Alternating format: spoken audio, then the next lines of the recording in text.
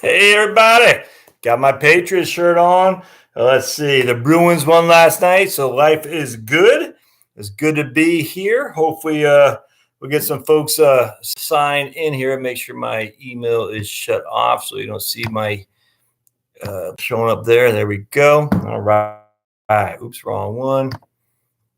Wrong one right there. All right, got a couple people here. What's going on, Corey? Corey, I didn't understand what you're saying about the boxes. Ernesto, can you elaborate what you're saying about the boxes for the Roth distribution? I wasn't understand that. So if hello to that. So if you could elaborate on that, Corey, I'd like to hear what you're meaning by it wasn't showing the boxes. I didn't get. Houston, right on, man. Houston, welcome aboard, Ernesto in Houston. My sister lives in Houston. David, just watching your Social Security video. You say that in the singular. I probably got over 100. So which one you watching, David? Which Social Security video were you watching?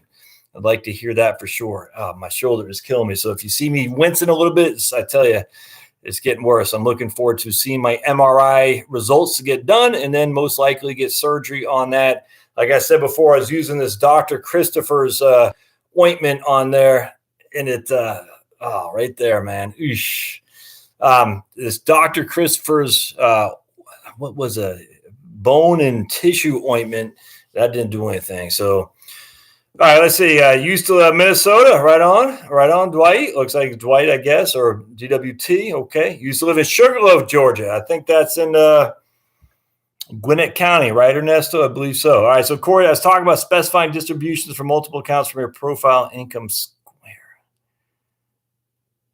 Yeah, my daughter's at Georgia Tech, big Yellow Jacket fan. She has an opportunity to study abroad in Australia, and actually is cheaper than staying here, if you can believe that. It's nuts, man. And now she doesn't have to pay tuition because she has a Zell Miller, but I mean, you go to Australia, study abroad, and it's cheaper than here.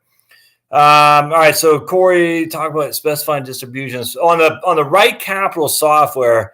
And I'm going to presume this is what you're talking about because I'm not quite sure what you mean the square. I don't know. I thought it was called. I call them boxes. I call them boxes. Okay, I got you. That sounds right. All right, so yeah, Gwinnett. All right, so anyway. Yeah, no late. This is where the cool kids are, right on Rexpo. And we're going to be missing the Caps game, but I can't watch it anyway because I get too nervous. All right. So the Right Capital software, let me just real quick get a score update. We just talked to our neighbors who moved here from Holland, which is pretty interesting. And they are initially from Canada and they're big Toronto Maple Leafs fans. So I had to rub it in a little bit. And all right, bear with me just 1 second, my friends. I got to see what's going on in the Capitals game. If you don't like hockey, that is an issue you need to work on. Come on, Caps. Bear with me just a second. So we're looking at this, my app for scores. Hold on just a second. And I want to, man, this moving slow. All right.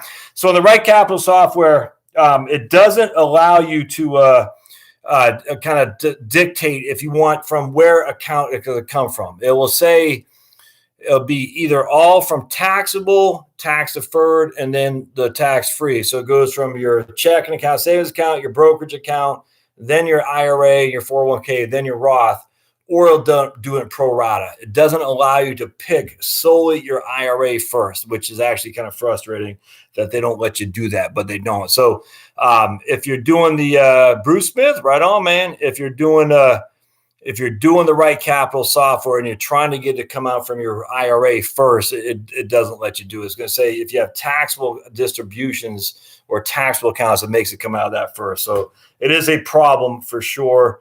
Bear with me just a second. I got to go. Yes, Capitals are winning 2-0, my friends. There we go. 2-0 Caps after the 8 minutes left in the first. All right, so that makes me happy. All right. Not late tonight, baby. This is where the cool kids are. Yep. Bruce in the house. 3 index fund that will create Ernesto. 3 index funds that will create 3 good picks for the 3 bucket system. 3 index funds that will create 3 good picks for the 3 bucket system. All right, so I'm going to always assume the first bucket is going to be your safe, your CDs. All right. So that'll be you want CDs. I don't know why people discount CDs so much. Brokers do. I get it because they don't get paid on it. Financial advisors, they don't get paid on it. Just as an FYI, guys, financial advisors don't get paid on cash. And that way they're always invested. And I've never understood. I mean, I get it. I don't like that though. So they can't bill. I guess they could, but they're not supposed to bill you on cash. And so you're never going to find a financial advisor if you have money, say $100,000 that a guy on YouTube is telling you to put a CD. And a financial advisor is never going to tell you to do that because they can't get paid on it. They're always going to say, let's do in a short-term bond fund or something like that. And you need to avoid that. So if I had 3 funds to choose, hey, what's going on, Randy? If I had 3 funds to choose for 3 good picks for the 3-bucket system, it's going to be simple, man. It's going to be the total stock index, the total international index for bucket 2. Bucket 1 is going to be CDs. And then the second bucket would be, I just like Ginnie Mae, the VFIIX. Just a huge fan of the Ginnie Mae. The Government National Mortgage Association. The bonds are as safe as Treasury bonds, but they historically have done better. Not all the time, but they've historically done better simply because they are backed by mortgages, not backed by, they're not Treasury issued like the 10-year Treasury or something like that. So as a 10-year Treasury right now is paying, let's see, the 10-year is paying right now 2.5 something, 2.52. I don't know what Ginnie Mae is doing. It's probably 2.3 or something like that. So sometimes it does worse. But the volatility on Ginnie Mae is almost non-existent relative to most bond funds. So I'm a huge fan of Ginnie Mae. So I do total stock index, total stock international index, and Ginnie Mae, and then I'd put CDs. But I just got to tell you, my man Ernesto, you're gonna have a hard argument to make to do Ginnie Mae or any bond fund over certificates of deposit right now. If I can get a 3% CD with no risk at all, that's more valuable than a bond fund. It just is to me. Anyway, hope that helps. So again, I'd go back to the 2 bucket. I'd say my safe stuff is in cash and CDs. I'm skipping bonds outright, and then I'm going to the total stock index and the total international index too. Hope that helps. I do get a lot of people say, hey, well, if you don't like bonds, what's your take on Wellington? Because I do like Wellington. Are you asking M Family DFIAX? Is that what you're asking me? Yeah, Scott's from Georgia right here. I said for Ginnie Mae, it's VFIIX is the Ginnie Mae fund. VFIIX, Victory Foxtrot, India X-ray. What was I just saying? Oh, so I get this a lot. Well, if you don't like bonds, and but you're also saying you like Wellington. Yeah, look, I just don't like bonds. I don't. It does mean you shouldn't have Wellington. I like Wellington without question. Wellington's going to have 30% bonds, and I know qualm with that. But the issue on bonds is that I think you can do better with less risk on CDs, and so essentially you create your own little Wellington fund by having, value like VTV. I mean, I just bought $100,000 of VTV just yesterday. Because I had neglected to do so. Even I told you I was gonna, I just forgot. So I had to put a trade in yesterday for $100,000 of VTV. So if you want to create your own Wellington type investment, you buy the Vanguard Value Index VTV, Victor, Tango Victor, and then you back that up with CDs and just have a running CDs that are maturing every year or something like that. I just think it's a freaking awesome portfolio. The VTV is yielding upwards of 2.5 to 3%. The PE ratio is about 18 to 20. It's stout. And then you got the CDs over here. So I'm looking at corporate bonds, which are paying a little bit more than CDs, but not much, but they're a hell of a lot more risky. And I'm looking at government bonds, which are paying less than CDs, which have the government bonds are less risky in terms of the FDIC insurance is only good as a Federal Deposit Insurance Corporation. So inherently a corporate bond, a government bond will be less risky than a CD, but they're basically the two things. They're basically similar risk.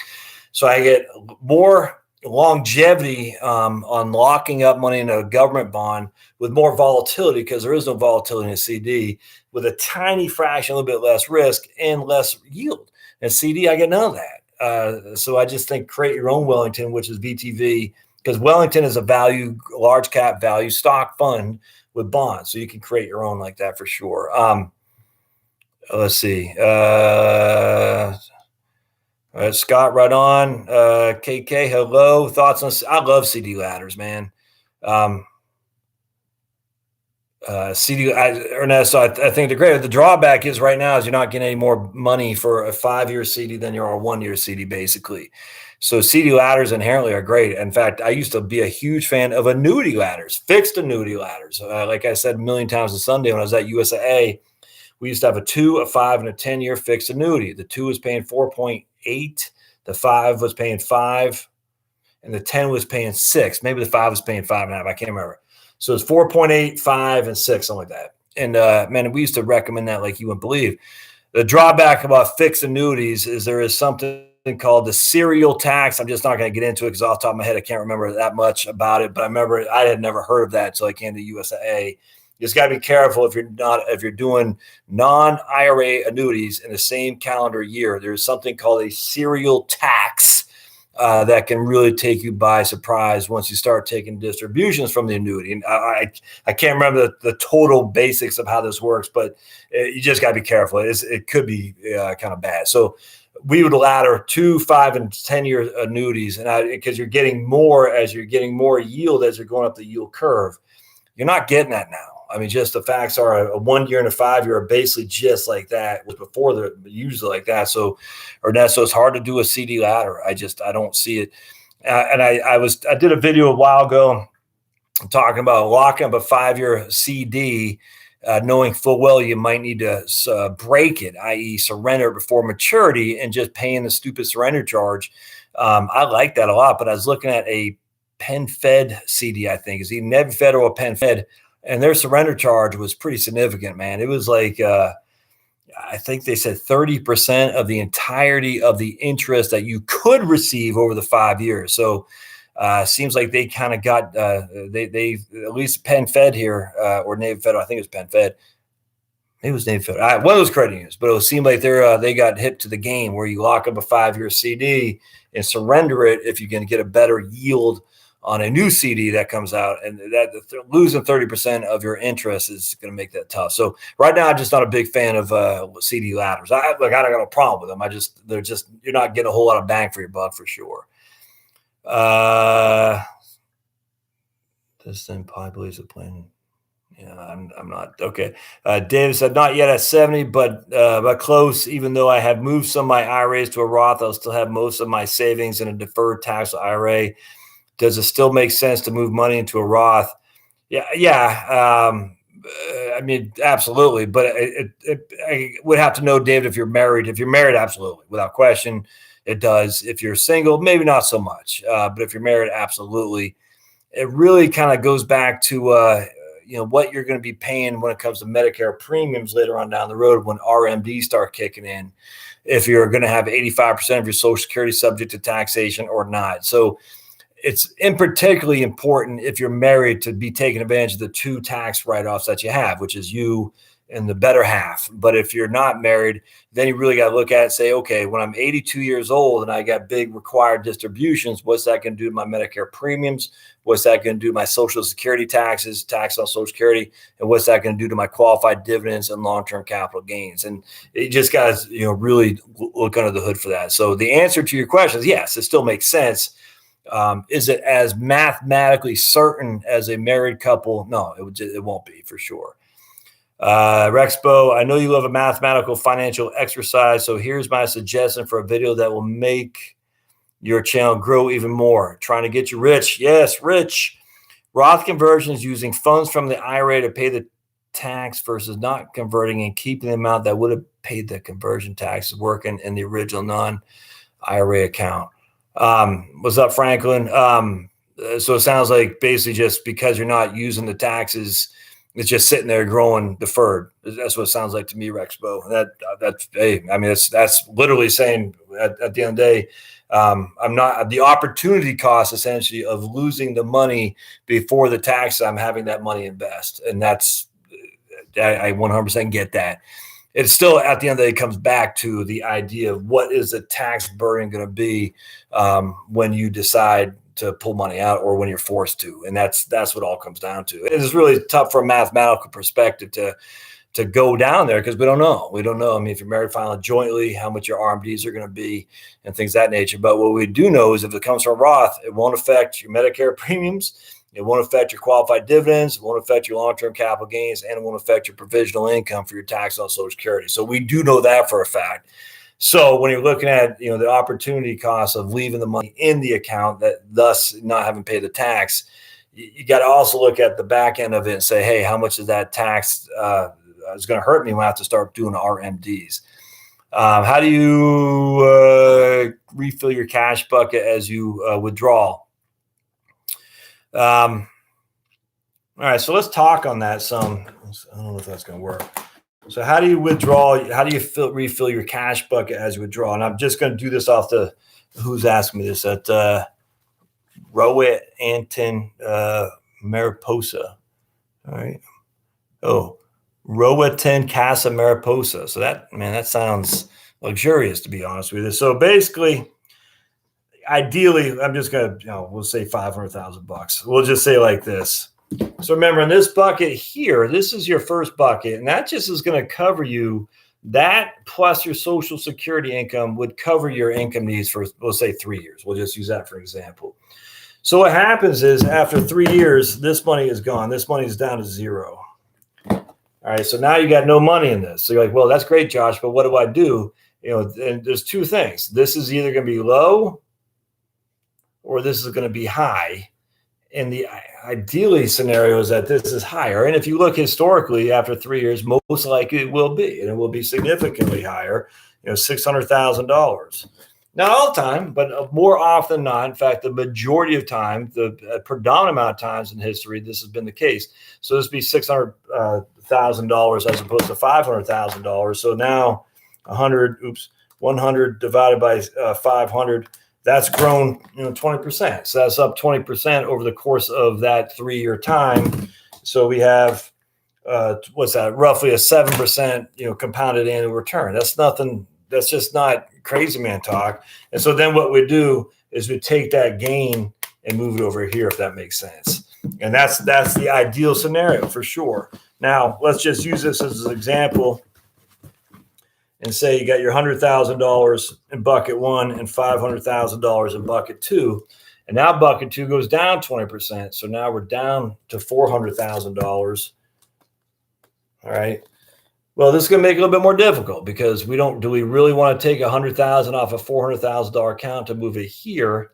Well, probably not much. That's where some belt tightening is going to have to be done. So ideally, if the market, so basically the way you look at it, the way I see it, is that if this right here is down 10% or more, you're going to have to belt tighten. You're going to have to tighten your belt, all right? Because we don't want you to pull money out when it's down 10% or more. We just don't. If this is flat or if it's up, that's when you can replace this money from this account that you're drawn on. You can replace it from here and bring it over here. But if this is down at the end of the year, you got to do some belt tightening. And that just means you take less from this portfolio at that point. And that's the way to do it. Now, that just means you got to be looking at it every year. I mean, in fact, you can even say, frankly, at the end of the day, I got no problem you saying, look, instead of having, we had $600,000 there, so we'll do 200,000 and 400,000. And I'm just using this for example, guys. We could do 200,000 the first bucket, 400,000 the first bucket, and basically this will cover you for 5 years or so. And then this money, after 5 years, I mean, history has been a very good guide that money will be worth more, significantly more, after almost every 5-year period of history. Not all the time. There's been some 5-year times that didn't work like that, but by and large, it's worked out perfectly. And now the issue is when it doesn't work, 2007, 2008, 2001 and 2, you just gonna have to tighten the belt a little bit. And that just simply means says, hey, I was going to go to wherever, Holland for, look at some windmills, Holland windmills. And this year I'm not going to do that because the market's down 10%. It does take some active management, not on a portfolio management, but active management on withdrawals, where you're saying at the end of the day, if the market is down, I'm not taking money out. I'm just going to spend less. And you're like, what if I can't spend less? Well, then you got a decision to make. You're going to say, okay, I'm going to have to pull from the principal. And that's not the worst thing that ever happened. It just is not. But that's the idea behind the 2-bucket approach, where how the money's coming out and you were kind of replenishing it. I've always been a fan of taking gains. Always. I think if you have gains, I just say take those suckers. I just take them and dump them over there. Once a year, that might be a little bit too intense. But man, if you got the drawback about taking gains once a year is there is something called momentum investing. And momentum investing simply means let it ride, cut your losses and ride your winners. And so when you're taking gains off the table, essentially you're cutting your losses. And that can be problematic. But remember, we're not here to grow the portfolio. We're here to make sure you're not eating ramen noodles. So I think we got to kind of change our mindset a little bit when it comes to taking distributions. I get it. We should ride our winners and cut our losses. Yes, in an accumulation phase, but now it's a decumulation or withdrawal phase. It's a different mindset now. We got to make sure the money is there, first and foremost. So to make sure the money's there, maybe you do take the gains when they're given to you. So, when Mr. Market gives you gain, take that sucker and dump it into his other bucket. Well, I didn't do it, but dump it to the other bucket. And again, you don't do that every day, but once a year, that might be too much. But once every 18 months to 2 years, man, if you got 15% gain, lock that in. I'm just a huge fan of doing that. Right. I hope that helps, man. I hope that helps, Mariposa. What's up, Marie from PA? Deke's in the house. What's my opinion about doing? Yeah, I'm a huge. So my man Deke says, Jay Josh, what's your opinion about donor advised funds to lower your AGI? I'm a huge fan of DAS, donor advised funds. Do they lower your? I haven't looked at these for a couple of years, man. Do they lower your? It says a charitable deduction. Again, Deke is going to have to come down to if you're at the standard deduction or not. Because remember, I don't have my 1040 here, but charitable deductions fall under itemization. So if you're not taking itemized deductions, you can contribute to a DAF all day long. Is that going to actually reduce your AGI? Because standard deduction is high now. It just is. And so if you're, if you got 13,000 of itemized exemptions and you're married filing jointly, you're going to have to contribute a lot to that DAF in which to get it above the 24,400, which I think is what the standard deductions are now for married filing jointly. So you're going to have to contribute, over $12,000 just to get above the standard deduction limits, which means you're still only going to take $1,000 deduction off your AGI. Does that make sense? So the issue here is when your itemization is not that high to begin with, contributing to a DAF, a donor advised fund, doesn't give you any deduction because your standard deductions are higher. Now, if you're like me, because we got freaking 4 tax credits with us, lots of expenditures, freaking lots of mortgage interest, and we tithe. Our standard deduction is dwarfed by our itemization. So if we need to reduce our AGI, doing a DAF makes sense. Absolutely. A donor advised fund. So I'm a huge fan of donor advised funds without question. I don't think they get nearly the credit they should. I will say, I'm telling you right now, the politics that are coming down the pike, they're trying to get rid of DAFs because they say only rich people benefit from it. And it's the exact opposite. What drives me insane about that is they're saying rich people have a private foundation. A DAF is a poor man's private foundation. And I don't know why they're being under attack for rich people are taking advantage of it. It's stuff like that, just pardon my French, pisses me off. The private foundations are only rich people, and they're, for the most part, silly. A donor advised fund is essentially, like I said, a poor man's private foundation that allows you some ability to control your distributions for charitable giving and allows you to grow that money while you're giving some, smaller distributions over time, and allows you to get a charitable deduction. If I were king, I would say no more charitable deductions for anybody. I don't care if you're giving to the church. I don't care if you're giving to a synagogue. I don't care if you're giving to your mosque. I don't care if you're giving to your stupid school. I don't care. Should be no more charitable deductions. Be done with it. There's way too much corruption in here. Who was I reading about? The lady from what was it? The teachers union or something like that. And I mean, it's not the Boy Scouts. I mean, it's the same. It's the equal opportunity offender. These guys making $3 million. I can't remember what it was. It's like, what? And they're getting, charitable deductions to these groups, and they're making tons and tons of money. It's nuts. Harvard endowment's got freaking $50 billion in there. And thankfully Trump got them to pay tax a little bit, which I thought was a coup, frankly, which is wonderful. But still, it's like there's 15 endowments that are getting taxed like 0.25% whip-de-doo, and yet people are still getting huge amounts of deductions by donating to it. Nope, clean it off. No more charitable deductions. Be done.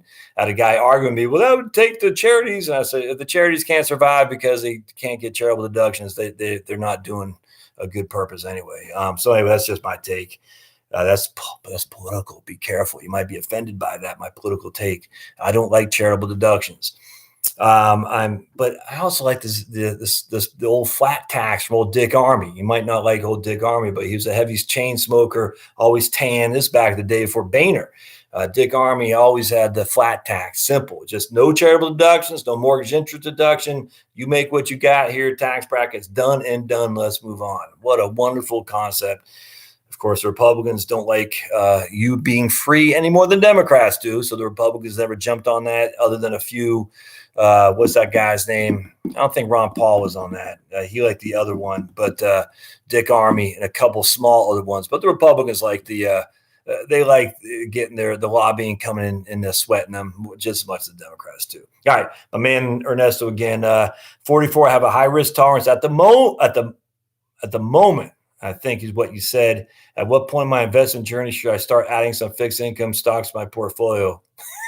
Ernesto. All right, so my man Ernesto says, I'm 44. I have a high risk tolerance at the moment. That always kind of concerns me. So I'm not sure what the moment is. Does that mean you have a high risk tolerance when the stocks are going up? I don't know, Ernesto. I'm not picking on you.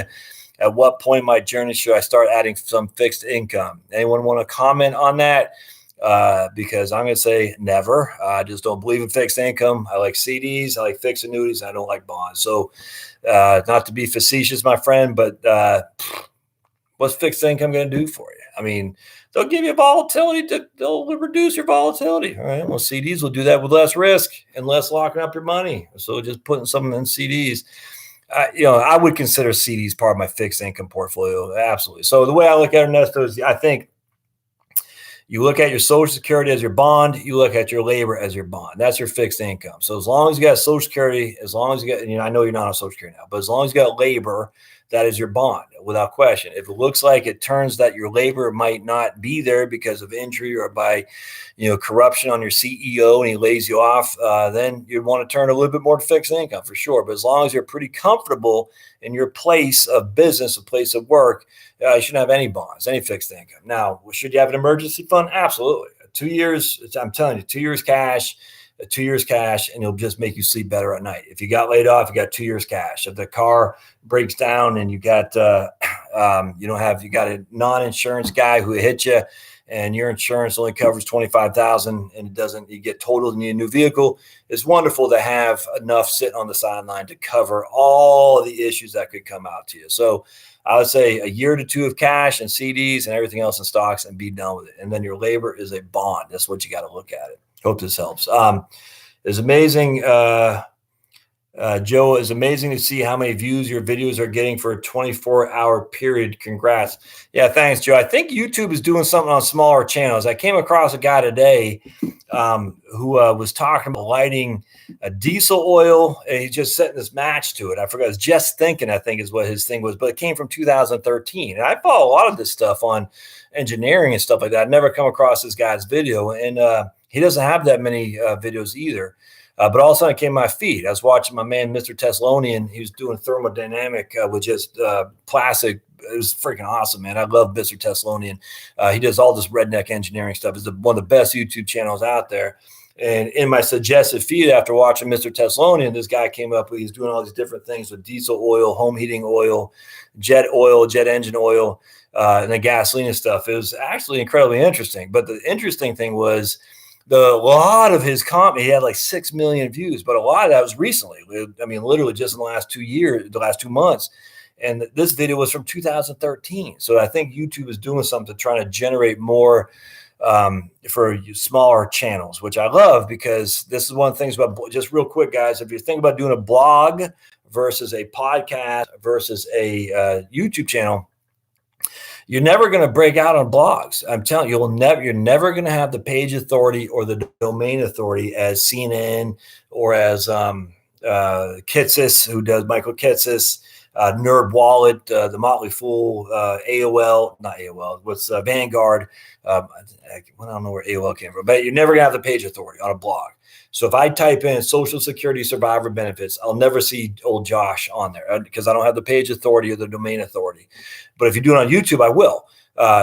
Or Devin Carroll will, because they do have the page authority and domain authority when it comes to videos, which is interesting. And YouTube, the algorithm is more inclined to give you smaller channels some space to work on, which is freaking awesome. I love it. That's why I say do a YouTube channel, a podcast too. I mean, I'm just telling you, I wish I did more of the podcast, but I enjoy the videos, to be honest with you. So you find what you enjoy and just do it. And again, even if you don't like it, your ugly mug on the face, you don't have to be on that. You've looked at my man Corey from Surfside PPC, which he does show you how to advertise using Google AdWords, Bing.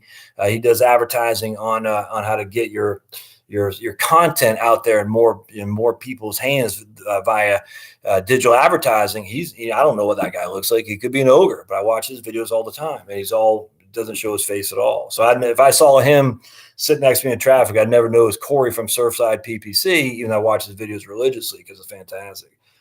And my man Randy said I would stay away from fixed income for now, but defer to Josh. Yes, defer to me because I have the power.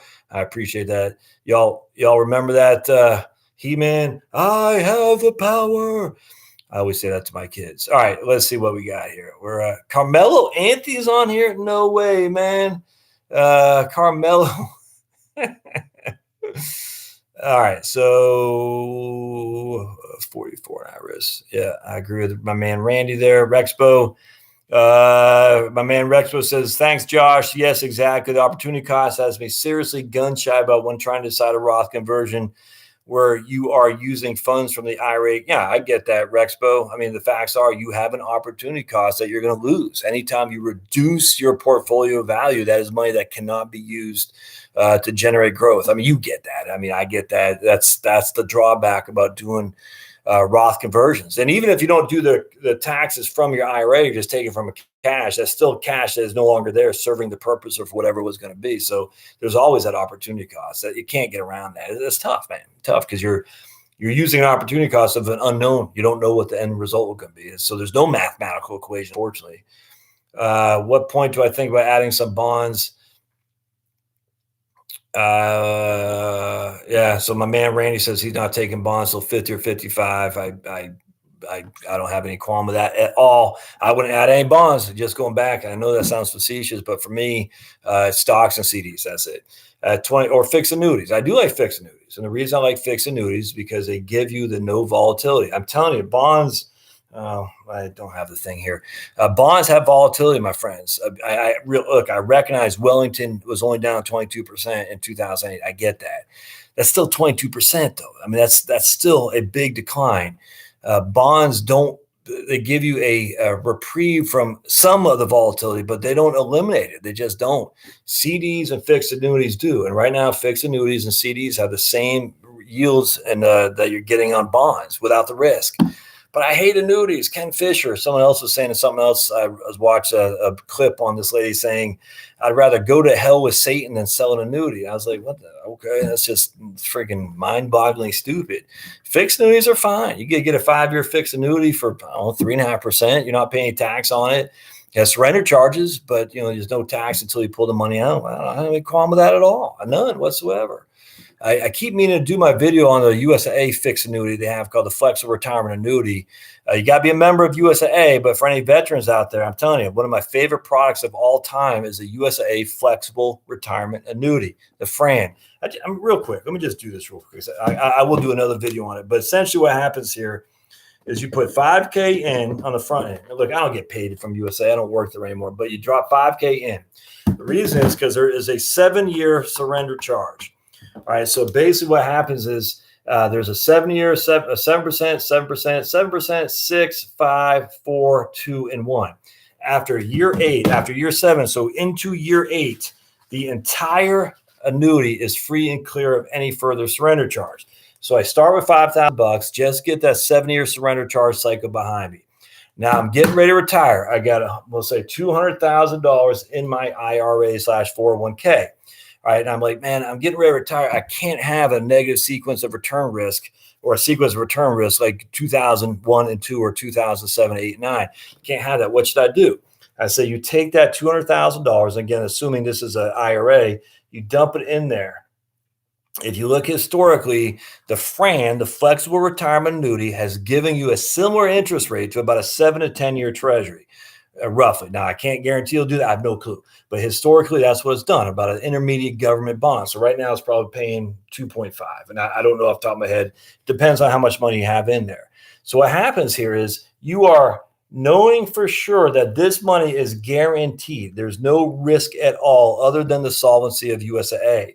You're not necessarily guaranteed that 2.5%. I think they give you a 1.5 guaranteed minimum, but you don't even have to worry about that so much, because what happens is USAA takes your money and they go out there and they buy intermediate, highly rated corporate and government bonds, so about 10 to 15 years.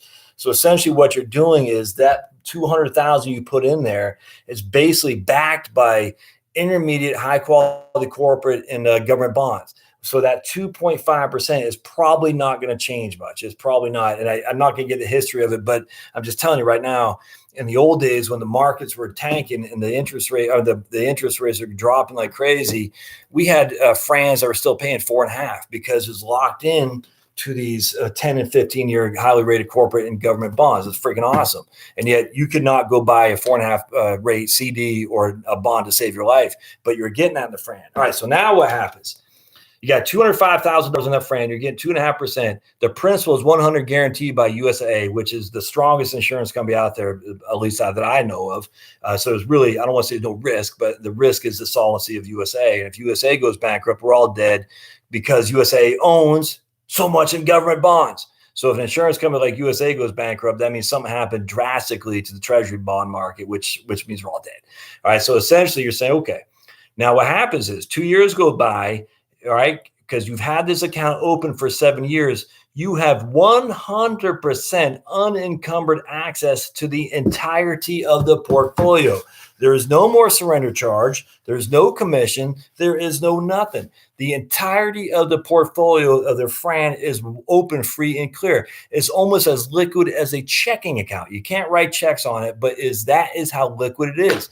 You say, I want to take some money from my FRAN. How much do you want, Josh? I want $25,000. Here you go. And that's it. That's it. You can do that every day. You can do whatever you want. You can put money back in. You can take money out. Put money back in, take money out. Now, because it's an IRA in this case, anytime you pull money out, if you pull it into a checking account, that's going to be taxed just like any IRA is. But if you move it from IRA to a Vanguard total stock market, index fund, because it's a trustee to trustee transfer, is completely tax free. It's just an exchange. You're moving it from one account IRA to another account IRA. And later on down the road, you get nervous about the markets again. You say, yeah, the markets are up pretty good. You move it right back in. It's completely flexible after 7 years. But wait, Josh, it's an annuity. Annuities are evil. Don't you know? They're evil. Freaking nuts. I can't tell you how many people at USAA I say, man, you got to freaking buy this FRAN. Start with $5,000 just to get the 7 year surrender charge cycle behind you. Because once 7 years behind you, it's literally it's free. You can do whatever you want. Put money in, take money out, put money in, take money out until you're blue in the face. And it's 100% guaranteed by USAA. And the yields are the equivalent of basically a 10-year treasury. It's freaking awesome. And you can't get that in any other product that's out there. None. I had a guy 3 or 4 years ago at Ameriprise. They had a similar product that had a 5 year. It was paying 5%. Excuse me, not 5 year, 5%. He's like, I'm getting ready to close that annuity. I said, whoa. What the hell are we talking about? And we got looking at it. He could add money to his Ameriprise fixed annuity, get a guaranteed minimum of 5%, and put the money out take the money out the very next day without any surrender charge. But annuities are evil. All right, we'll keep going on here. That's 24% tax rate. Should my 401k pre-tax? All right. So my man is Zambodi. He asked, I'm in a 24% tax rate. Should my 401k essentially do a Roth? All right. So I did a video just on this just today, my man. It really depends on how much you have in there, you expect to have in there once you're retired, and if you're married. So the video I did today on this, the guy had 1.05 million in his IRA, 401k IRA, I can't remember. And he was, I think he had 200,000 as Roth. and he's in a 24% tax bracket. He was 65 years old, married, filing jointly. All right. So his concern was just like what you're asking, man, Josh, if I do the Roth, I'm going to be paying 24% of taxes because I'm in the 24% tax bracket. But then I very easily showed him that, yes, that's true. But that's the least of your concerns, because what's going to happen is that sucker is going to grow so much that when RMDs start kicking in your late 70s, 80s, the RMDs are going to be so huge that it's not only going to be in a 24% tax bracket, it's going to be a 32% tax bracket to your surviving spouse. And on top of that, she will now be hammered for Medicare, the quadrupling of her Medicare premiums. 85% of her Social Security will be subject to income tax. If she has any qualified dividends or long-term capital gains, it'll all be taxed. And it could even be taxed not at 15%, my friends, at 20%. And then you add the 3.8% Obamacare surtax on that, because once you're married, once you're a single taxpayer with $200,000 of income, any passive income is taxed at an extra 3.8%. So the 24% you're paying today sucks. No other way around that. But that's just one tax. All these other taxes are just waiting for you to be ignorant. So my question to you would be, if you're married and you have a large enough IRA where your RMD is going to be pretty substantial, man, I'd be doing the Roth just because of what I just said there. And if you think, not you, but if people think it's only going to get better because, I don't know, Bernie Sanders or whatever, it's only going to get worse, man. They're going to tax even more. And we know this. The Medicare premium is going to go up. I mean, all this is going to happen because Medicare is not, everyone's like, Social Security is not solvent. It's all going bankrupt. And the same people say that, but we need Medicare for all. You're like, that doesn't make any sense, because Medicare is right now is a hell of a lot worse off than Social Security. And by the way, did you know Medicare doesn't cover everything? There's a 20%, you're on the hook for 20%. It's just a fact. So this idea of Medicare for all, Medicare doesn't cover eyes, it doesn't cover teeth. So this whole idea that Medicare for all is a panacea just boggles the mind. All right, so retire to Honduras, right on. Cost of living, man, I don't know if this is the person I know from Missouri, you know what I'm talking about, but a nice, very nice lady I was talking to is going to go to Honduras, and she's fantastic, and I just loved it. And been in Honduras myself in 1990. Have 6 months stationed there. I'm a big fan of Honduras. Honduran people are wonderful. I think I do wonder, and we had a nice conversation about this. You hear about Honduras is so criminal infested, and I wonder how much of that stuff is true or it's just propaganda. I don't trust the media as far as I can kick them, and that's Fox News too, by the way. I literally watch no media at all. I just don't care. But when you hear all these stats about Honduras as the most violent society out there, and I wonder if that's true. I don't know. And I even challenge out in Venezuela. Look, I can't stand socialism in all its iterations. I hate it. I just wonder how bad it truly is. I just don't know. So it's interesting. So, hey, Honduras, cost of living 1/2 of the USAA. But I love America, man. I'm never leaving. That's all. I'm here for the long haul. They can put who's some crazy loon that's running. I don't know, but they can put some crazy loon in there, and man, I'll fight the good fight, because America is worth fighting for sure. Talking to a guy just last night, as a matter of fact, a good guy out of PA, nice guy, and I'm going to do some videos here. Kind of with some similarities to what this guy's a single guy. He's gonna live off $3,000 a month, man. $3,000 a month. He's like, I don't need to move to Honduras to live. I can live in the U.S. at $3,000 a month because I don't spend that much. Exactly. All right. So can you shout out my homie Mike Hum? He loves your channel. Right on, Carmelo. I think Carmelo is from Maryland, if I'm not mistaken. And Carmelo Anthony from Baltimore. I don't follow basketball that much anymore. Bores me, frankly. NBA, not like hockey. You watched that Las Vegas Knights game last night, Golden Knights versus San Jose. I don't even care if you're a hockey fan. You watched the freaking Knights were up 3-0 with 10 minutes left in the third at San Jose. 5-minute major. San Jose got 4 goals in a 5-minute major. Las Vegas ties it up with 45 seconds left in the third period. It goes to OT. It's back and forth. If you can handle that, you got more freaking internal testitude than I do, because I can't take that stuff. It makes me, it's insane. Every time the puck is over here, anything could happen. Just nuts. A deflection, goal, and your season's over. How do I feel about funding DAS with IRA distributions? I don't have any problem with that. I still have to take the money out and pay tax on it. And then, so I don't have a problem with that, Rich. You're still going to pay the money, the taxes on the IRA distributions, and turn around and try to get a comparable tax deduction on the DAF contributions. What I do instead is I just say, screw that, just give it to a charitable entity to begin with, if that makes sense. So I don't think the donor advised funds allow you to do the qualified charitable distributions, QCDs. I don't think they do. I think it's got to go to a real charity. So, what's a good charity I want to talk about? We donate to the Unbound group. Used to be the Christian Center for I can't remember. It was CFCA. Used to be Christian Foundation for the Children and Aging. So we sponsor 3 children down there in Latin America. And that's a full-fledged 501(c) or whatever it is. And so we could do QCDs, qualified charitable distributions, which take money from my IRA, send it directly to CFCA. In this case, they changed the name to Unbound to be more diverse. Anyway, so we would donate directly to them, and I don't have a 1099 because it goes directly to them, which means I don't have to pay tax on the IRA distribution and then turn around and offset it with a charitable contribution. I don't think you can do that with DAFs. If my man Ken, my CPA Ken in Atlanta, is on board, or any CPA is on board, and that says differently, we don't know. All right, so my forehead's big because my brain's, buddy, but you are gone. All right. Just thoughts on Facebook, Apple, and Microsoft. I own all 3 and made at least 20% on all 3 positions, 100 shares of each. I don't know anything about Facebook in terms of stuff there, Ernesto, is fundamentals. I like Apple. I mean, like I was talking to this guy yesterday, man, you got a company with that much cash, it's not going bankrupt. I mean, literally, how could it go bankrupt with all that cash? It's got a whole lot more cash than debt. So it's not going bankrupt. I don't know how much cash. I think Microsoft has a lot of cash as well. So I don't know about Facebook, but if the Apple and Microsoft have more cash than debt, man, that's for me. I like seeing that. That means they're not going bankrupt because they got enough cash.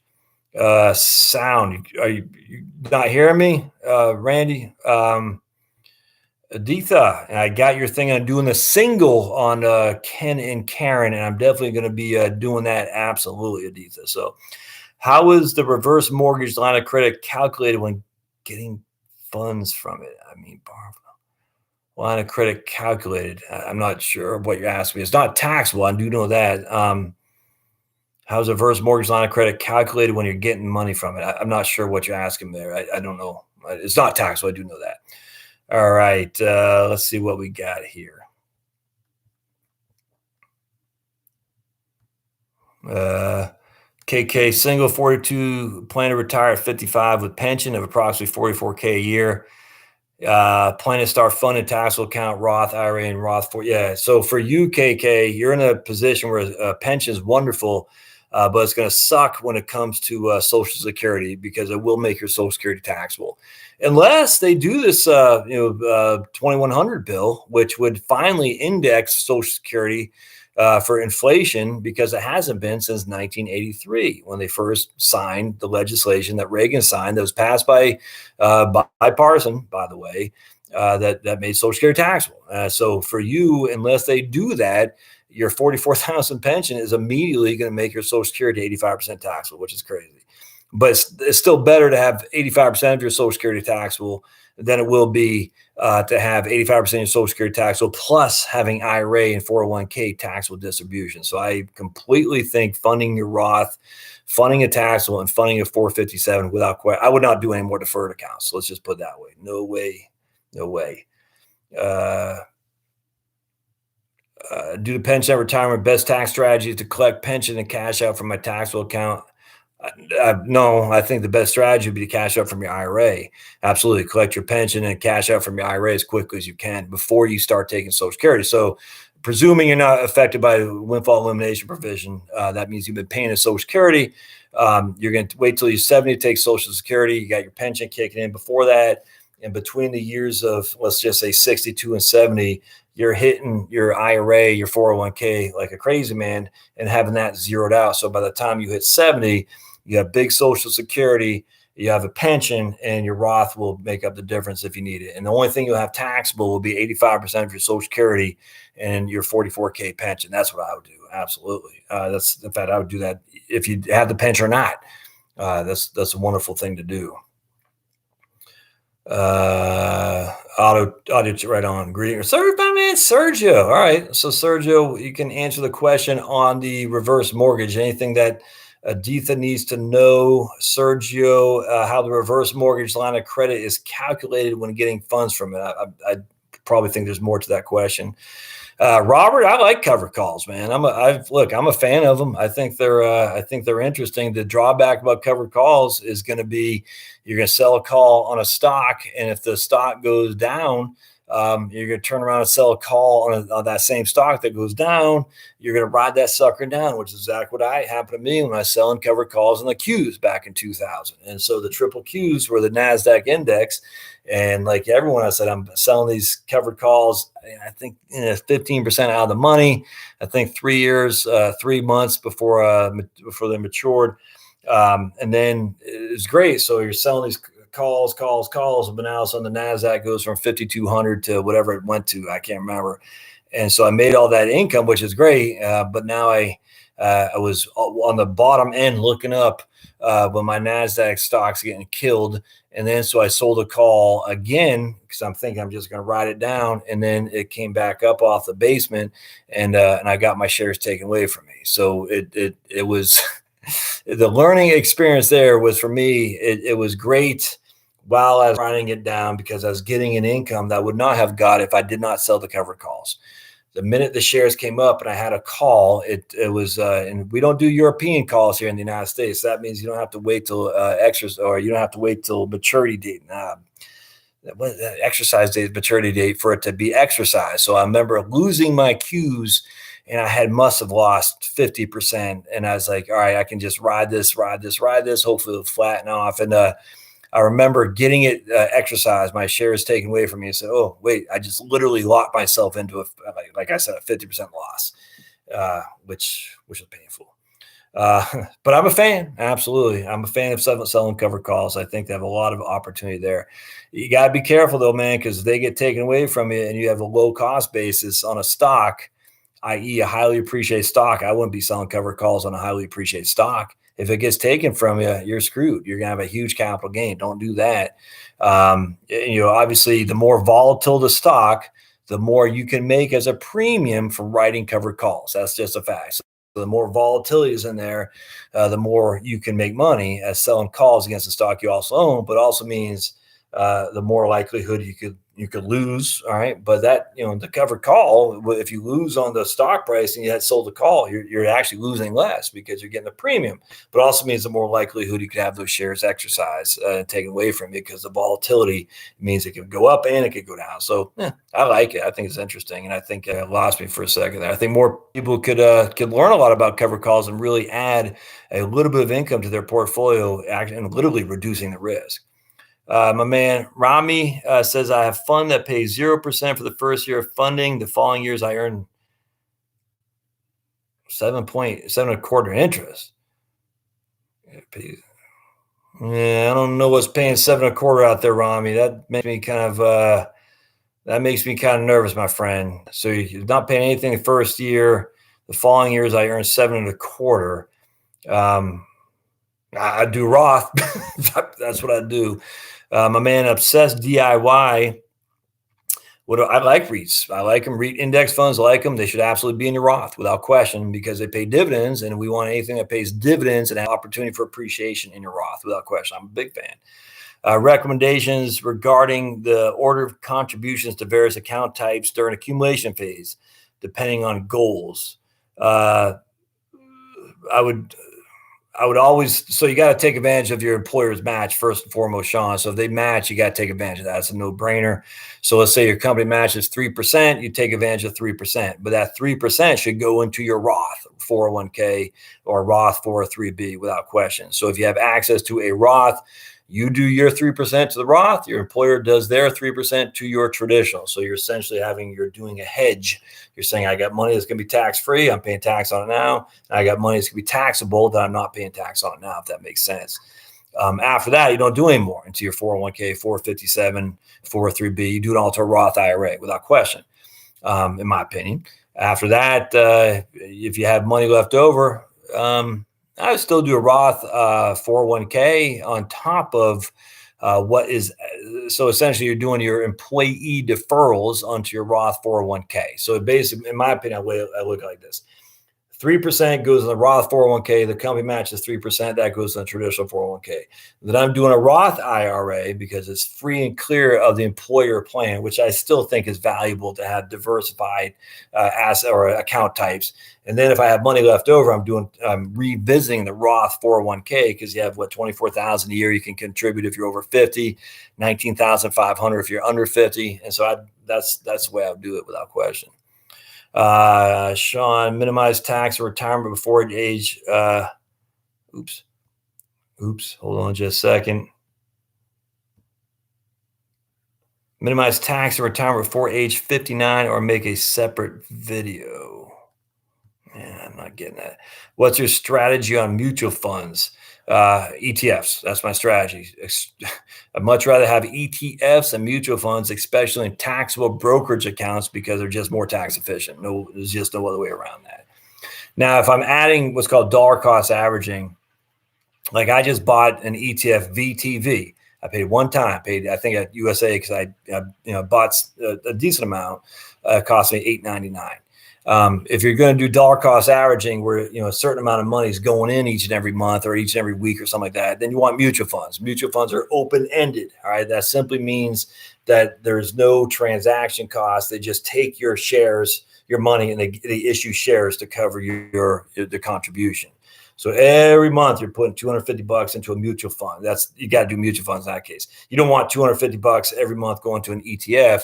A, you got to actually make a trade. You actually got to execute a trade, and B, is going to cost you, $5 every single time. And so $5 on $250 might not sound like much, but that's that's a 2% commission. Don't do that, especially when you can do a mutual fund without that 2% commission. So if I'm dollar cost averaging, I'm doing it to a mutual fund because I can set it up on automatic pilot.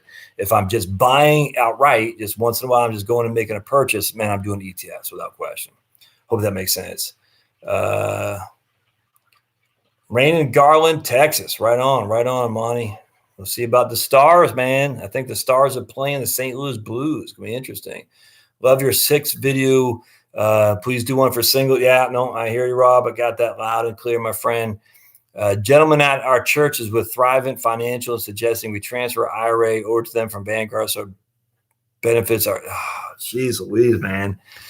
I mean, look, I got no problem with Thrivent.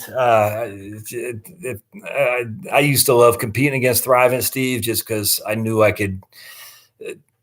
I just knew I could beat them. I was just put it that way because just fees. They were good in terms of sell you a lot of stuff, but they did it under the basis of what they just told you there, benefit the church. Well, if you want to benefit the church, just donate directly to the church. And you should do that. Tithe. I got no problem with that. I'm not going to criticize you. Don't. It's completely up to you. But don't benefit the church by getting your Thrivent guy in as a middleman. That doesn't make any sense. I don't like it. I don't like using that as a sales pitch. Like, hey, you're going to pay a higher fee, but it's going to benefit the church. We'll pay a lower fee and just stroke a check. So I'm not a fan. I find that bordering annoying, if you know what I'm saying. But all right, my man Jack, greetings from Columbus. You see what Jack just said? How about those Blue Jackets? What the hell, Jack? We're playing the Bees, man. Blue Jackets are playing the Bees. So you and I are mortal enemies right now for the next 14 days potentially. Could I ever online course? My man Jax asked if I ever thought about doing online courses. I have, but I'm not sure what I'd do. I don't know what you do with it. Because it's so individual. You see what I'm saying? Like, I know they do these online courses on how to get more SEO, search engine optimization on YouTube and stuff. That's easy because you just follow. I get that, but I don't know how to do it for financial planning. I've always wondered that, frankly. So I don't know, Jack. I open a suggestion of what would be included in an online course. because an online course is inherently not individualistic. And when it comes to your personal financial planning, it's completely individualist. So I'm open for ideas. I'd love to do that. I could probably sell it and make a little bit of money too, without question. I just don't know how to do that. Like what it involved in terms, I know how to act. I believe it or not, I actually know how to create it. I just don't know what it would include. So I'd love to hear some messages on that for sure. Because any way I can raise revenue, man, I'm all about it. Because, it's value for value. If people don't want to buy it, they don't have to. They think that the stuff I'm doing is offering them value. They'll A, watch the videos, which pays me because YouTube sells lots of advertisements, and then B, they'll pay for the course. So I'd be interested in seeing how that would go. Maybe I saw someone say "Go Bees, Jack," so you pissed a lot of people off. Just joking, my man. Between a month. Okay. Yeah. So a Dublin Blue Tune. All right. Dublin Blue Tune. What's my feelings on having to choose? My wife is going to Dublin for the first time, and given her maiden name is Rooney, she is a Mick by many generations. Her dad, you want to hear some white privilege? Her dad came over and was in an orphanage in the Bronx, and his younger brother was wet in the bed. And the Catholic nuns at that orphanage broke his ribs as a way to get him to make sure his younger brother did not wet the bed in the orphanage in the Bronx. And this in the 40s. White privilege right there. It just drives you up the wall, man. But anyway, so my wife has never been to Ireland. Her dad had never been to Ireland, and it was it's going to be. I'm very excited for her to go. I'm not going. I'd rather not leave the U.S. I like the confines of the good old USAA, so I don't plan on going anywhere outside the 48. I might make my trip to Puerto Rico one time. My man Alberto talks all about Puerto Rico. That sounds pretty fascinating, but that's still in the U.S. But anyway, so Dublin, I'm very excited for my wife to go. Her dad was from, I want to say Galway, is where the clan was from Galway. And I don't think she's gonna have enough time to go down there, but that's gonna be good for her. Her dad died when she was young, really young, and it really broke her heart. And I'm excited for her to be able to at least kind of envision and having some memories of her father. And this is some of the stuff that I think is actually important when it comes to financial planning. Because I think if you have a story of like that, and there's an opportunity to engage in that story, there's a value in there that's in your brain. And, I don't know what it is. It's not necessarily a dopamine fix, but it's a way to connect with your history, with your past, with your deceased dad. And I think that's important. I think to put that on hold because Susie Orman says you need $10 million, I find offensive.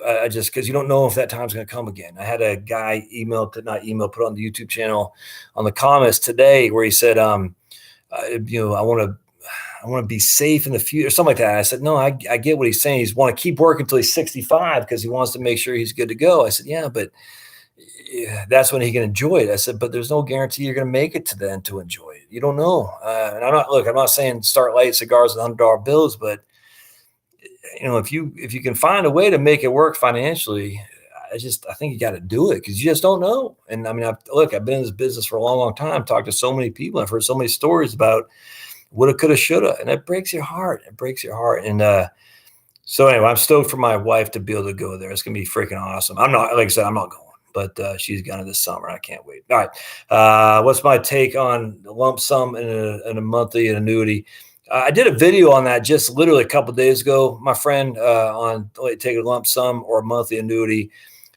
Generally speaking, I like the annuity because, like I said in my video, if it's an employer sponsored plan, they're going to pay you more, most likely, than you could get in your own annuity from a private insurance company. And the reason for that is their mortality credits and their mortality tables of their units that they have, i.e. the employees. They're saying the average person in our employer group is going to die at 76. And so our mortality table is based on when they pay you that monthly pension is based on that mortality schedule, the mortality table. And because of that, if you have a more prevalence to live longer than the average person at your employer group, you're going to have this thing called mortality credits, where you actually make more and more and more the longer you live. Not going to get it too deep here, but it's actually a very, very important concept to understand about annuities. So I'm a big fan of that from an employer. When it comes from a private company, a private, I got $100,000 at Fidelity. I'm going to turn it over to a Fidelity income annuity. I'm all about income annuities. I really am. I think they're wonderful. I think they get way undervalued. Absolutely. I think there's a absolute value added there for sure. But I would never, ever, ever, ever, ever say you should have the bulk of your income in an income annuity and have a little bit in the markets. No, you can't do that, because you have to have both. You have the stability of the income, but you got to get the growth opportunity of the markets. And what's going to happen here is the markets are going to be going like this, like that, and your income is just staying flat. So you got to get both, man, especially with inflation. I'm telling you, man, I know inflation is only, what we're putting along at 1.5%, but that's still going to eat, a third of your portfolio or your income if you don't have it adjusted for inflation, between now and 20 years or so. So you've got to make sure that you have enough of growth to deal with the rising cost of inflation. What's the best book in the bookshelf behind me? Says Randy.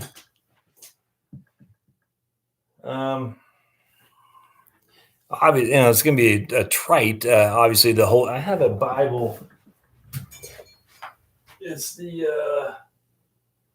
I don't know if y'all ever heard of an amplified Bible. A guy gave this to me a long time ago, 2007. Just, I watch a lot of people who talk about reading the Bible will make you an atheist. And to some degree, I actually agree with that. I think the Bible, it can challenge you for sure, without question. But the New Testament can. And that's what Christianity is based on, is the New Testament. And I think reading the New Testament, Acts in particularly, is my favorite book of the Bible. Paul, I think Luke had written the New Testament on Paul's travels. Man, you think about Jesus. He's basically a hillbilly redneck, coming from West Virginia, going to New York City. And yet 2,000 years later, here I am with his words on my knees praying to this guy. I mean, literally, think about it. A hillbilly redneck from freaking West Virginia travels to New York City, where all the smart guys, all the money changing hands in his. And 2,000 years later, we're still dealing. It's mind-boggling. And in Acts, he talks about Nathaniel, and Nathaniel says, "What good has ever come from?" I'm trying to blank the quote. Nathaniel's, "What good has ever come from?" The town Nazareth. Nathaniel says, "What good has ever come from Nazareth?" Because that's where Jesus is coming from. Nazareth is a hillbilly town. Anyway, that's the number one book. I still think Screw Tape Letters, man. C.S. Lewis's Screw Tapes Letters. I got to read that every year. Go Bees, right on, man. Go Bees. Yeah, do you see my man Jack Shoemaker talk about the Blue Jackets, Rob? Let's get them. Barry says, if I have enough money by traditional STEP IRAs, should I live off them and postpone Social Security to 70? I'm not sure what a STEP IRA is, Barry, but I don't know what that is. But yes, the answer is yes, absolutely. Postpone your Social Security to 70 and take it from your IRAs before Social Security, 100%. SEP, okay, right on. Gotcha, right on. IMRF government fund. Man, I don't even know what that is, brother. Ramey, I don't know what that is. It's paying nothing. It's 7.25%. That seems, if it's a government bond fund paying 7.25, whatever the issuer of those bonds are is not very safe, because there ain't no governments paying 7.25 unless they're in a world of hurt. That's for sure. Hell, you still got negative interest rates policies in Europe and some of these freaking European countries, for heaven's sake. I mean, we're still the best game in town. I mean, even though our 10-year treasury is 2.5, try to get a freaking bond. What's a German bond doing? It ain't doing 2.5. What's the other big guys there? I forgot. But anyway, the ones in Europe, they're not paying 2.5. We are still the best game in town, and we're only paying 2.5. So if they're paying 7.25, that's scary. I believe one control. Okay. Go Stars, yeah, Monty Bouquet. There's more hockey talk. You got to take this seriously, Monty. So Star says they beat the Blues 3 out of 4 games. Yeah, it doesn't matter, man. Look, Tampa got swept by the Blue Jackets. Swept. I think Tampa was like one of the best records ever in the history of the NHL, and they got swept. Nuts. Here comes my man Isaac. I'm 19. In the last few weeks, I'm learning about Roth IRA, financial institutions, and mutual funds. Fidelity likes. I'm meeting with a smart investor, financial advisor endorsed by Dave Ramsey to get more information about Roth IRA, but he works for Schwab.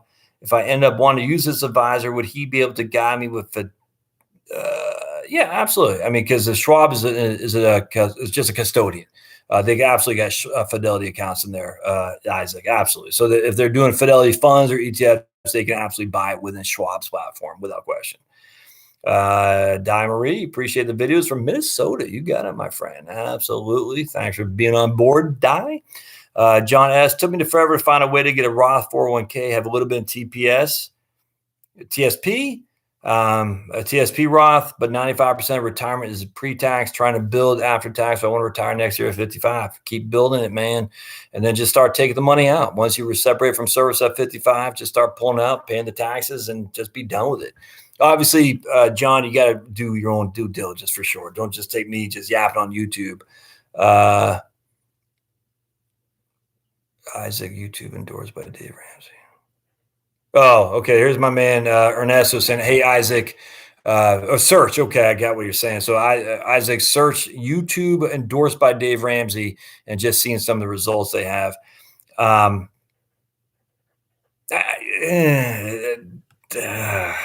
don't know. Dave can. I got no problem with Dave. Guy starting out, man, I got no qualm if he's going to pay some guy a small commission to get started. It doesn't bother me in the least. But Isaac, if he's telling you 12% rates of return, just do an about face and walk away. You're not getting 12% rates of return. It's not going to happen. And I think Dave, the last I saw, he's still advocating that because that's the way it's always been. It's nuts. Actually, I just listened to my man Paul Merriman.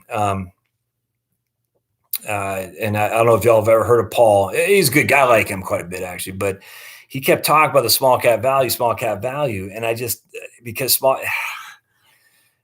surprised by that because Paul should know better. Small cap value, yes, it has outperformed historically, but you take away the 6-year time frame, it has not. It just I don't get the premise that I'm going to go heavy in small cap value because it outperformed since the modern era of stock market investing. But again, there's just a small sliver of time that it did that. And if you take that out, there's no outperformance of it at all. And I was actually disappointed to hear Paul Merriman act as if small cap value, almost like the golden chalice that you can get this and be assured that you're going to outperform. I was surprised by that. And I like everything else he, for the most part, talks about, but it's kind of infantile to me. I was very, very surprised to hear him say that. All right, let's keep going down. Can you say hi to Nick Gurr? There you go. Where's the Social Security spreadsheet you use? I just cut and paste that. You talked about the one I was doing on my videos. I literally just cut it from if you're talking about the videos I just did, I just literally cut that from the Right Capital software and paste into Google Sheets. That's it, John. What kind of music do I like? Says Isaac Cipher. I like everything, brother. Yeah. I'm a metalhead at heart. All right. When I heard Black Sabbath, Master of Reality in 1979, when I was 9 years old, it was literally for me like hearing God's angels singing to me. I get it. People don't like it. They can't stand the way Ozzy sings. They don't like a hard guitar. I mean, for me, it's heavenly without question. The 80s were horrible because a lot of those good bands a lot of the good rock and roll bands from the 70s became insanely stupid in the 80s. Foreigner, Van Halen, Just, oh man. And in fact, in the 80s, the only thing hard they played was Judas Priest, You Got Another Thing Coming. That's it. That's like the hardest thing they played. And they only played that at like 11 o'clock at night on the radio. Then I moved to DC, and I'll never forget, I heard this punk rock band called Void, a song called Who Are You? And I was like, what the hell is that? Where has this been all my life? Then I heard a band called Minor Threat, and they actually dropped a couple F-bombs. I was like, whoa, what is this? And then it just went to hell in a handbasket from there. Started going to shows and get the crap beat out of you, just jump around in the old slam dance pits from the old days in DC. My first show I ever saw was The Exploited. They had this guy named Waddy, I think, with his mohawk up like this. And back then now it's all fools do this now because they think it's cool. But that's just, that's from the 80s. But I'd never liked punk rock so much. I always liked the hardcore more, and it's still the metal. So a bunch of Slayer, saw a bunch of Slayer just get killed in these shows. The best show I ever saw was the Cro-Mags at the East Side Club, I think it was in DC in 1987. By far and away the best show I ever saw. And then we've gone to shows all up and down the East Coast, Portland, Maine, down to DC. I think we've gone to shows in Pittsburgh, tons of shows in Boston. So I was at a show in Boston in 1997 when I got a 7-inch Dropkick Murphys. They weren't playing, but I got a 7-inch Dropkick Murphys and Ducky Boys on green vinyl, which I still have to this day, which is one of my prized possessions. I have a Clutch 7-inch. But with that said, I also like bluegrass. I'm a huge fan of fiddle music with some banjos and mandolins and dulcimers. I love that. I love Southern rock, Marshall Tucker Band. Listen to Leonard Skinner. The guy, Gary Rosington, the guitarist of Leonard Skinner, he owns some of the property just literally right behind me here. Love some Leonard Skinner. Look, in the 80s, I love rap music, old rap music too, old Ice-T, Boogie Down Productions. I enjoy that immensely. But in DC, we had something called Go-Go, and not many white people listen to this stuff. They might nowadays, but I always loved the Go. I just loved it. It was just so soulful. The urban music of back then, from the Motown moving on forward, the whites, we mimicked it without question. And but the original blacks who did that stuff, I just, like Aretha Franklin, I just got nothing but, Aretha Franklin, that there's a neighborhood in Detroit that all these people were from. Just insane, the level of music, just genius. And it's like one block in Detroit in the late 60s. Nuts. When I read that about Aretha Franklin dying, I couldn't believe. Can you imagine being I can't imagine it. And then, then the white bands, Ted Nugent and all these other guys were from Detroit too. I'm just the amount of musical genius and brilliance from Detroit back then. I love it. And then, I'm not a big country music fan because it's just too poppy now. And Nashville's desperate to be mainstream. This was probably the case with Hank Williams Sr. Nashville back then. It was probably the same way, but they're so desperate to get loved by New York and LA that they sacrifice it. It's just this horrible. But there's a guy drawing a blank here. There's a couple like the alternative country guys. Man, I can't remember this guy's name. I list them religiously. I can't remember. But so some of the country alternative guys I like, and I do like some Christian music. I like Matthew West. There's actually a more of a punkish, hardcore Christian scene that was growing quite a bit. I think it's still growing. Some of that's a little bit weak for me, but there was a band that I enjoyed immensely, Pillar. That was wonderful. They had one album. The rest of the stuff didn't do much for me. A huge fan of Pillar. But there's I do like some Christian music. A lot of that stuff kind of like country, kind of like rap music. Most of it bores me to death, but there are some songs I like a lot for sure. So I do like I love a lot of, I like the Pogues. Love the Pogues. I can listen to Pogues all day long. I just freaking love like a lot of that Americana Irish music. There's a band out of Chicago called the Tossers. Took Charlotte to see them in Philadelphia one night when actually the Bruins were playing the Flyers in the playoffs. It was fun. So we got to see where's the Bruins playing Chicago, the Stanley Cup. I can't remember, but the Bruins were playing a big game, and we saw the Tossers. I had told my wife, so let's go see the Tossers in Chicago. Yikes, the big old spiders crawling around. I do not like spiders. Anyway, and of course, all the old 60s freaking rock, man, from back in the old days, the Kinks, Yardbirds. My man Rexpo, I think, was on here harking on me because I don't like the Beatles. Never got the Beatles, man. I do like the Who. All right, so let's keep going here. Let's see here. You buy me QCD. We did that. Yeah, right on, Bruce. Isaac, talk to my man. I just want to make sure that spider doesn't fall on my head and bite me and make me come Spider-Man. I try not to kill spiders because they're good, but I don't like them. All right, so my man Bruce says that Isaac, you should talk to Jazz Wealth. Man, I think that's a great point, my man. Isaac, Jazz Wealth, Dustin Tibbetts over at Jazz Wealth. I could not more heartily make that endorsement. My man Dustin, 100% agree with that. In fact, I'm going down at the latter part of May. Dustin and I are going to do videos in his place down there in Tampa. So I'm going down to visit with old Dustin. It's going to be fun, man. So I can't wait. So we're going to do some live stuff. Me and Dustin down there in his studio. It's going to be cool. Where is the Social Security spreadsheet you use? I think I already answered that. Tammy Joe, hello from Michigan. Hey, Tammy.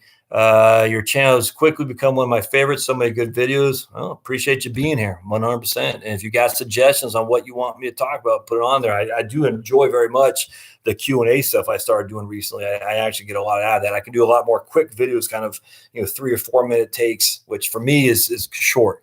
I know other guys is long, but for me it's short. TSB, right on, TSB, Tampa choke, Josh, nice video of your house. Hey, you like that, Monty? Yeah, right on, man. I appreciate you saying that. The green was fantastic. Illinois Municipal Retirement Fund, that's what the IMRF is, and they're offering 7.25%. Well, hell, no wonder why they're going bankrupt. How can they offer that? Are you kidding me, Paul? And my man, I can't remember his name, but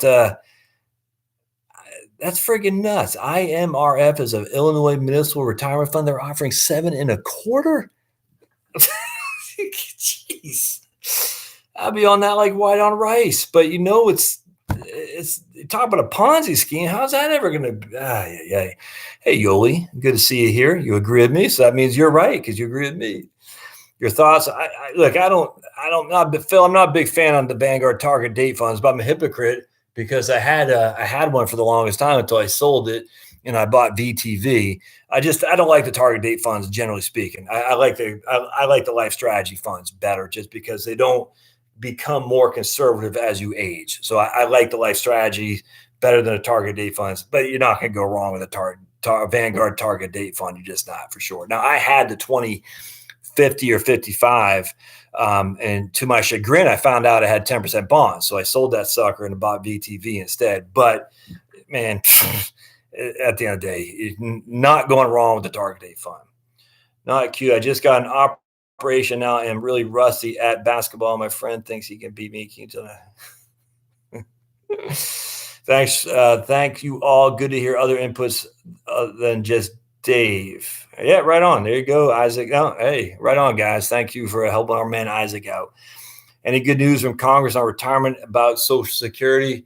No. I tell you, a lot of you guys are going to be mad. So put your ears over. But I do not like the Democrats because I don't like socialism and the way they're leaning is socialistic. I'm not a big fan of the Republicans generally because I don't like corporatism either. But there's one guy who can break through all this who doesn't align with either, and that's the Trumpster.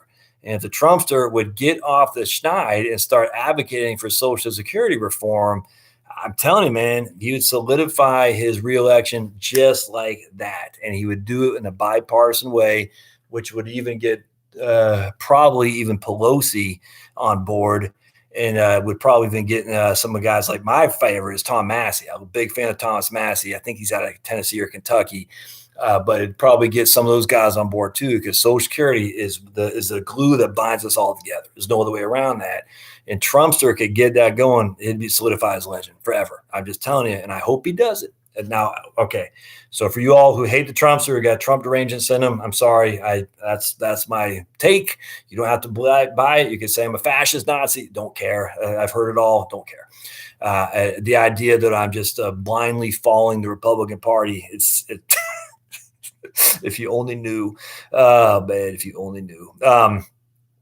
Coworkers still believe the media that you need $1 million to retire. They seem very deflated. Ah, man, KK, I'm sorry to hear that. Friggin' pisses me off, pardon my French. My favorite music was on 10-inch 78 RPM records. Yeah, we call them 7 inches. I'm not sure what a 10-inch. So we got 12-inch records.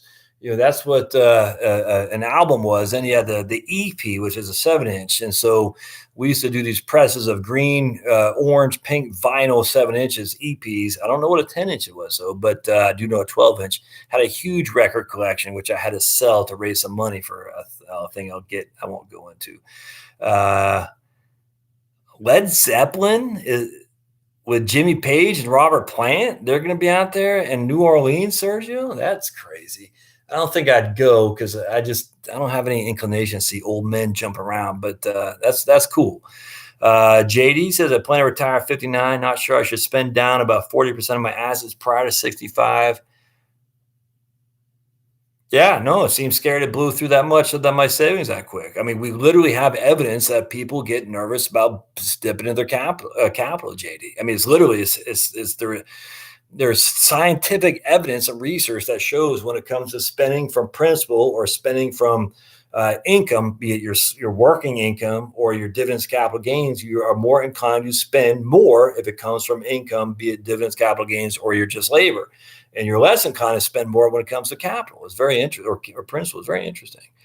You mentioned CDs and annuities are part of a portfolio as well as money and ETFs for growth. Would you recommend 50% in each at age 64 if going to work until 67? Yeah, that spider is right there, man. I really don't want to kill it, but man, he's creeping me out. Well, I don't know. That's too stuff. CDs and news are part 50-50. I don't know, man. I get where you're going with that because you're like, look, I'm at 64. I only got 3 more years to work. I just don't want to get crunched later on down the road if we have a negative sequence of return risks. I'd hate to make a recommendation on YouTube specific for you, but I get the implication. And I think it makes sense. So if I could just say that, I get that. So you're saying 50% park and safe stuff, 50% aggressive stuff. No matter what happens, I'm not going to get killed if the market goes down right before I retire. And Harold, that makes sense to me. If you can kind of read between the lines there. Check out Joe Bonamassa. His song "Mountain Climbers" is a cross between heavy metal and there is a guy called 20-Watt Tombstone, Tom Jordan. If you like a slide guitar in a bluesy, metalish way, my man Tom Jordan from Wisconsin, 20-Watt Tombstone is flipping awesome. I love it. A slide guitar in a bluesy, almost like a metalish way. Man, it's fantastic.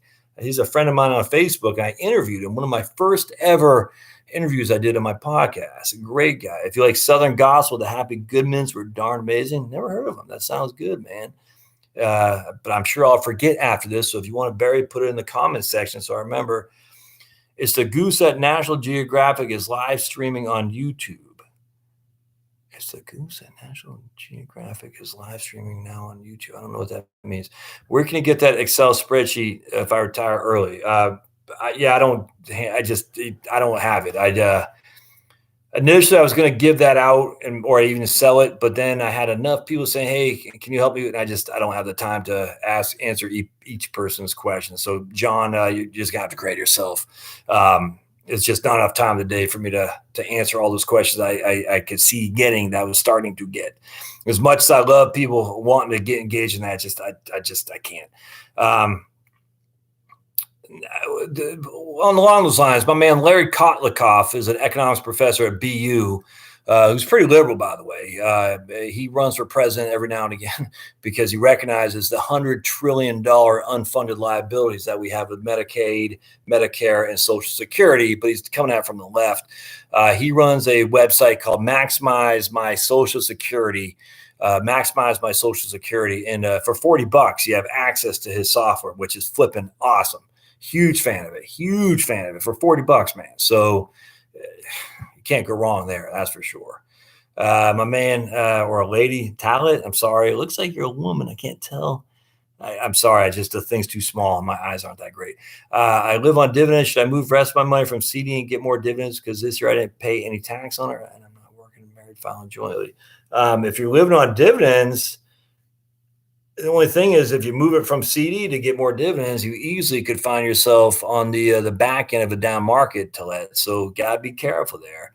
And you're not getting any more on dividend income than you are on income from your CDs. I can guarantee you that. I mean, dividends are paying about 2.5. CDs are paying about 3. And so less risk on CDs and more income. Now there's no growth. Dividends, more risk, less income, but there's growth. So you got to factor in the growth potential versus the risk too. So it's a tough question to answer, my friend. Hope you are doing well. Can you do a video on survivor benefits with Social Security? Yeah, absolutely. Survivor benefits is right up my alley. Had a lady just ask me, Janet, she said today on the video I did on spousal versus survivor benefits, if I could do it on the whiteboard. Oh man, my arm. So I started doing that, and I'll do a video on that tomorrow, spousal versus survivor, because you got to know the difference, friends. Social Security is just, they're not going to be of help. They're not. You got to know the difference between spousal and survivor benefits. And I will do a video on that on the whiteboard tomorrow to clarify it once for all, because it actually ticks me off. Liked your 24% Roth conversion you posted today. Hey, right on, Rick. Appreciate it. Medicare seems to be in worse shape than Social Security. It doesn't seem to be, my man, Franklin. It is big time. But I don't hear too much conversation about that. Yeah, no, 100% right. Medicare is dying on the vine as we sit here today, and no one's talking about that. And I don't know why that is. It's weird. It's weird. We're all talking about Social Security, but Medicare I don't know, Franklin. It's and yet we're gonna have Medicare for all.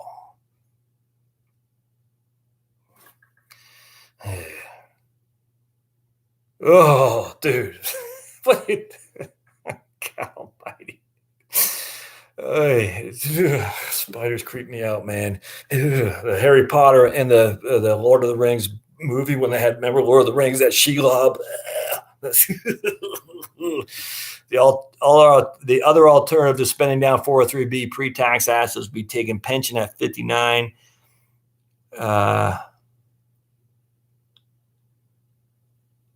Yeah, there you go. Right on, Jeff. Social Security Tools has some spreadsheets. Appreciate that. How much do you need to retire? I don't know, man. Hey, Brianna, I need to finish up my Social Security Google sheet. Yeah, that's right, Dan. You emailed me about that. I tell you, man. So look, I had a lady did wonderful work, and she did a freaking awesome job. I'm not gonna name who. She's a wonderful, wonderful person. She did a lot of work on a Social Security spreadsheet for me. And initially I thought about selling it. And then I decided not to. And I was going to give her the part of the proceeds for like 25 bucks. It's the problem with being in this kind of stuff is you're going to have a number of people who need help on how to navigate the stuff. There's just no other way around that. And that's just not what I want to do. And so I went against that, which was too bad, because she did a wonderful work, but she said she enjoyed it. So I didn't use her. She said she enjoyed it. I just can't. And in fact, I was going to give it away for free. And she's the one who said that a lot of people were going to email you about it. I said, man, right on. But my man Daniel here was talking about doing some spreadsheets. And I said, dude, if you want to do it and you want to sell it, and you're going to be in charge, I'll put a link to freaking your stuff. Don't rob people, but if you want to put a spreadsheet out there on Social Security, be my guest. I'll be happy to link to it if you got a website or something like that. All right, hold on just a sec. I gotta see the score of the hockey game. Come on, Caps. Bear with me just a second, my friends. Come on, man. All right, what are we at? Oops, you're not gonna see that there. Hold on just a second. Caps and Canes, game 7. All right, scores. All right, what are we seeing? 3-2. That's not good, man. So they're all right. 3-2 going to the third period. That's why I can't watch that stuff, because it makes me too nervous. All right. I'd like to see T401K withdrawal strategy. Traditional IRA. Gotcha. Where healthcare is covered 60 to 65 as a retiree benefit.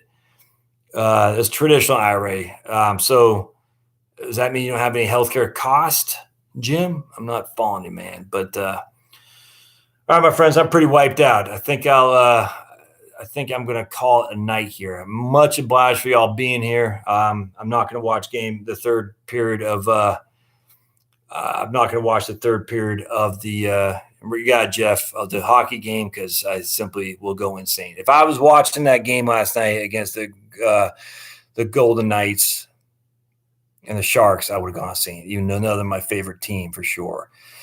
Oh, go Bruins! Right on, Jeff. Man, I'm wiped. You can see my stupid flying Elvis Patriot shirt. This guy, worst guy ever. And he Pat the Patriot, man. Looking forward to the new book. It seems like every time I'm like, it was like the dog chasing a squirrel. I get ready to sit down because I get up about 5 a.m. and start typing stuff. I'm always like getting ready to do stuff. And next on my book, next thing I know, I'm doing something else. I've just got to, on Wednesday, I'm just going to take a weekend and knock this out because I'm almost done. I just got to get a couple more chapters done. Now you got to format it correct. Obviously I got to edit it too, but I should be done. All right. See you all later. Thanks for being on here. Thanks for letting me yap to you. Appreciate it. I do appreciate y'all being here. Thanks now.